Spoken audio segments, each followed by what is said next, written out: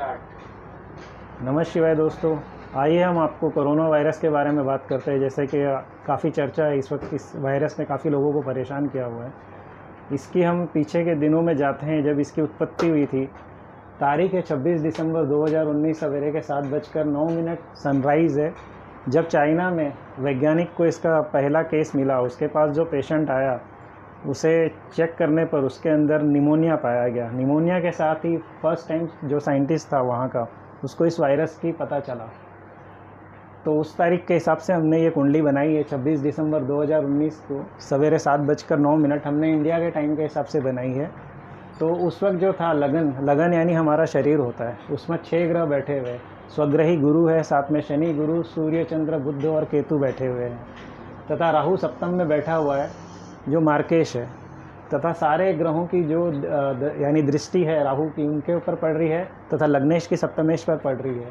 तो कुल मिलाकर जो पूरे वर्ल्ड में जो ये प्रॉब्लम शुरू हुआ था, ये खट्वग्री जो ग्रह थे, 6 ग्रह बैठे थे, ये उसकी वजह से ही हुआ। इसकी शुरुआत यहाँ से हुई है। तथा उस समय काफ़ी ज्योतिषियों ने भविष्यवाणी की थी कि 3rd वर्ल्ड वॉर होने की संभावना है, इंडिया पाकिस्तान का वॉर हो सकता है। परंतु कुछ चीज़ें थी जो खटक रही थी मुझे एज ए एस्ट्रोलॉजर, तो उस बारे में मैंने काफ़ी छानबीन की। क्योंकि ये सारे के सारे जो ग्रह थे ये केतु के नक्षत्र में बैठे हुए थे। इस वक्त राहु और केतु स्वयं अपनी उच्च की राशियों में बैठे हुए हैं। जैसे कि आप देख रहे हैं, ये भारत के लगन की कुंडली है। वृषभ, भारत का लगन वृषभ है तथा कर्क राशि है। तो भारत के कर्क राशि के हिसाब से 6ठे स्थान, जो कि शत्रु, रोग और कर्जे का, डिसीज़ का होता है, उसमें ये 6 के 6 ग्रह बैठ गए हैं। तथा जो दूसरा स्थान होता है वो मुंह का होता है। तो ये जो संसर्ग फैला है वायरस, छठा, तथा ये मुंह के ऊपर आया है, चेहरे के ऊपर आया है, मिथुन राशि जिसमें राहु उच्च का बैठा हुआ है। तो ये हमने बात कर ली इस वायरस की उत्पत्ति कैसे हुई। अब हम बात करेंगे भारत पर इसका क्या प्रभाव होगा, तथा इसे हमें कैसे अवॉइड करना है, तथा ये वायरस कब ख़त्म होगा।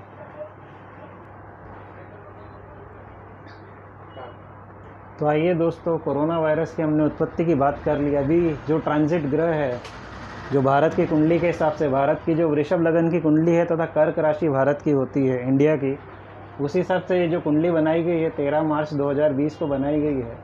तो उस हिसाब से हम भारत की राशि तथा लगन के हिसाब से भारत पर इसका किन क्षेत्रों में प्रभाव होगा, तथा कब इसका जो पूरे वर्ल्ड से जो ये संकट हटेगा, उसके बारे में हम चर्चा करते हैं। भारत की जैसे राशि है कर्क राशि, 6ठे स्थान में गुरु, मंगल और केतु बैठे हुए हैं। गुरु अभी 30 मार्च को मकर राशि में आ जाएंगे। मंगल और केतु जो बैठे हुए हैं वो अंगारक योग बना रहे हैं। तथा इसकी वजह से वायरस का प्रभाव इंडिया में अभी शुरू हुआ है तथा ये काफ़ी समय तक रहने वाला है।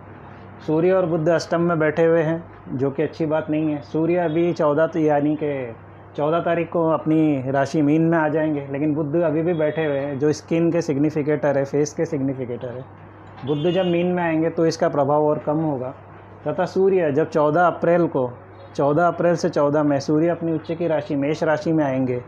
जब टेम्परेचर थोड़ा इंडिया का, बॉम्बे के कुछ स्थानों पर जब ये गर्म होगा, पारा बढ़ेगा, तो इसका वायरस का प्रभाव कम होना शुरू हो जाएगा। परंतु इंडिया के जो कुछ क्षेत्र हैं, जैसे जम्मू कश्मीर, दिल्ली, हरियाणा, पंजाब, चंडीगढ़, राजस्थान, तमिलनाडु, जहाँ ठंड ज़्यादा पड़ती है, इनका इफ़ेक्ट होता ही रहेगा। तो वहाँ की जो गवर्नमेंट है, जहाँ पर ठंडे प्रदेश है, उन्हें फिर भी इसका ध्यान देना पड़ेगा।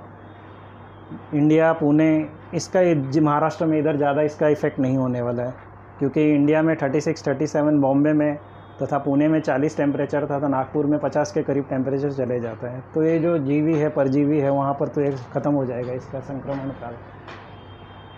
तो दोस्तों, कुल मिलाकर अभी हम इसके बारे में बात करते हैं। इसकी शुरुआत हुई थी 26 दिसंबर 2019 को, तथा राहु और केतु जब ये यहाँ से हटेंगे, मिथुन राशि से राहु हटेंगे तथा केतु हटेंगे धनु राशि से, जिसकी शुरुआत हुई थी 26 दिसंबर को।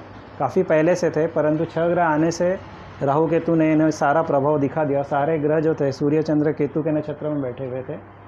केतु खुद ये भारत की लगन कुंडली में अष्टम में बैठा हुआ है। ये 23 सितंबर 2020 को चेंज हो जाएंगे, तो इसका प्रभाव ख़त्म हो जाएगा टोटली। अब हम बात करते हैं कि ज्योतिष के अनुसार जैसे कोई भी वायरस है वो शनि और राहु से प्रभावित होता है, जो ऑक्सीजन को दूषित करके हवा को विषैला बनाते हैं। राहु का संबंध धुएं से है और आकाश दोनों से है। ऐसे ही शनि हवा में पैदा हुए कण है जो इसको फैलाने में मदद करते हैं, इस वायरस को फैलाने में। किसी भी वायरस को, काफ़ी टाइप के वायरस है, जैसे कि ये वायरस है, ये ग्राउंडेड है, ज़मीन से उत्पन्न हुआ है।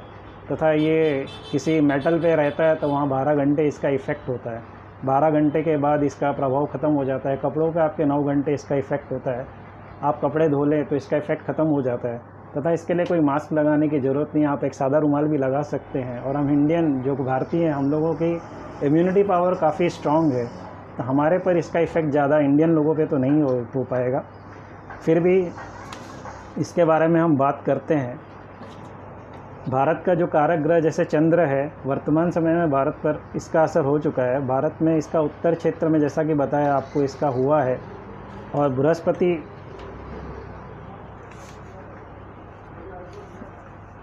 नाक के जरिए जैसे ये सांस लिया जाता है, ये ऑक्सीजन के थ्रू आपके शरीर में पहुंचकर आपको ये वायरस फैल रहा है या हाथ के ज़रिए फैल रहा है।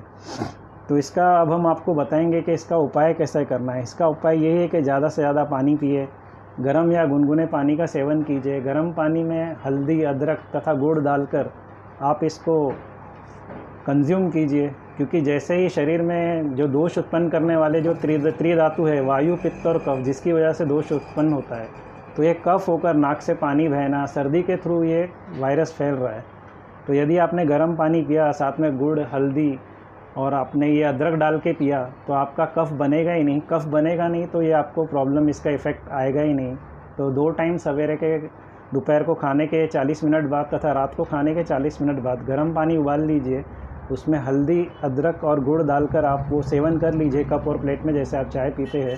तो इसका प्रभाव काफ़ी हद तक ख़त्म हो जाएगा। तथा कोल्ड ड्रिंक और आइसक्रीम ना खाएं इन दिनों में। तथा फ्रिज में से कोई चीज़ आप निकाल के रख रहे हो, खा रहे हो, तो कम से कम आधा घंटा बाहर रखिए, 40 मिनट बाहर रखिए। जब उसका पूरा बर्फ़ का जो है वो मेल्ट हो जाए, पानी सादा हो जाए, फिर उसे ग्रहण कीजिए गर्म करके। महामृत्युंजय का जप कीजिए तथा अपने घर में गंगा जल का छिड़काव कीजिए, तथा अपने घर में कपूर जलाकर, गोबर के उपले लेकर, गाय के गोबर के उपले लेकर उसमें थोड़ा घी डालकर, कपूर डालकर तथा आम की लकड़ी डालकर घर में हवन कीजिए हफ्ते में 1 बार। तो ये जितने भी वायरस है, नॉट ओनली कोरोना, जो आपके घर के आसपास, आपके घर के रेडिएशंस को, आपके घर के माहौल को ख़राब करते हैं, ये अपने आप ही जलकर भस्म हो जाएंगे। कुल मिलाकर इस वायरस के बारे में हमने इतनी ही चर्चा की है। आगे जैसे जैसे इसके बारे में हमें और पता चलते जाएगा, हम इसके बारे में आपको और सूचित करते जाएंगे। यदि आपको हमारा वीडियो पसंद आया तो इसे शेयर कीजिए, आपके कमेंट्स भेजिए, ताकि यदि हमसे कोई वीडियो बनाने में गलती हुई है तो हम उसे सुधार करें। तथा आगे भी हम आपको ऐसे ही मोटिवेट करते रहेंगे नए नए विषयों के बारे में। तथा अंत में आप सबके हृदय में बैठे हुए भगवान शिव को मेरा कोटि कोटि नमन। नमः शिवाय।